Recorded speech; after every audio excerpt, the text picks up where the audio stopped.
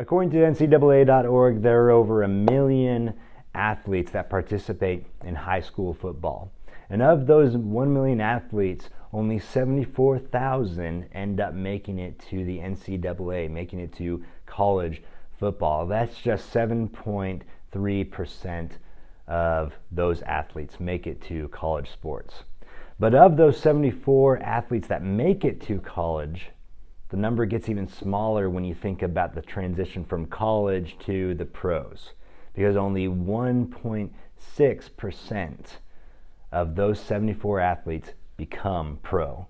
Now, we don't have the numbers for this, but you can make that number even smaller when you think about all of those individuals who made it to the pros, who actually made a career out of it and didn't leave after a couple seasons.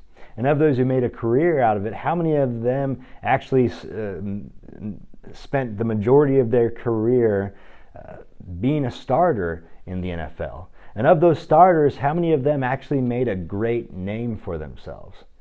I think we see the point here. The probability of making it to the pros is very small, but the probability of making it to the pros and becoming one of the greats is even smaller. Jesus talks about this several times and kind of talks about the probability of becoming a member of his kingdom and becoming someone great in his kingdom is very similar, I think, to this idea of being a high school football player and becoming a great football player, pro football player in the future. Jesus talks about this several times. When we think about Matthew chapter 7, verse 13 and 14, when he's talking about the narrow way, there's a narrow way and there are very few who make it. And in that context, he's talking about being doers. But later on, just shortly thereafter, Matthew chapter 8, Jesus is in Capernaum and he meets this centurion. And this centurion tells him, "Lord, my servant lies at home paralyzed, suffering terribly." Jesus said to him, "Shall I come and heal him?" The centurion replied, "Lord, I do not deserve to have you come under my roof, but just say the word, and my servant will be healed.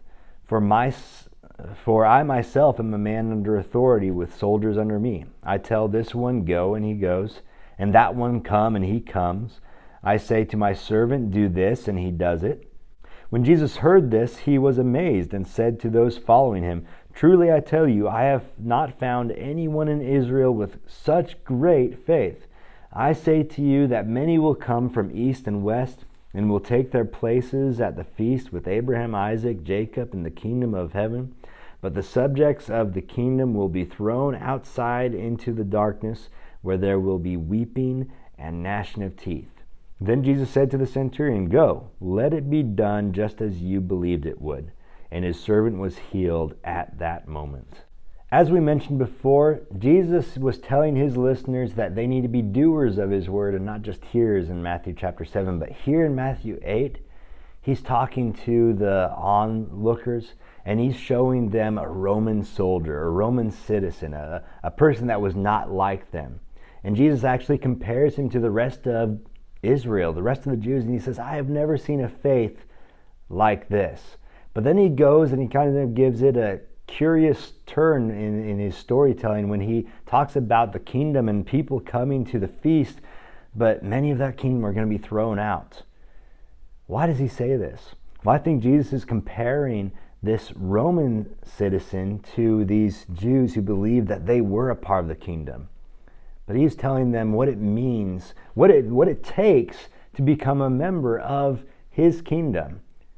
You see, it's not just faith that's being done with works, as he talks about in Matthew chapter 7. It's actually a genuine, true, blindly following faith, a faith that blindly gives up all control. This Roman citizen, he believed in Jesus so much that he knew that he didn't have to bring him to his house. He trusted that Jesus had control over everything, and he was going to give up control to Jesus. That's what the type of faith it takes to be a member of his kingdom, a member of his church, to be called a Christian, to be accepted by Jesus, to blindly follow with faith that gives up control over your life. Have you given up that control to Jesus? Given up everything to Him? Willing to follow Him and willing to give up all situations and all scenarios in life just to be called a Christian? If you have, then you, like the centurion, can have a great faith and a great standing in God's kingdom. And if you haven't, now's the time to do that. Give up control to Jesus. Follow Him, and we can be great in His kingdom as well. Thank you for watching this week's episode of Jesus Said. Come back next week as we listen to more from the book of Matthew and what Jesus said.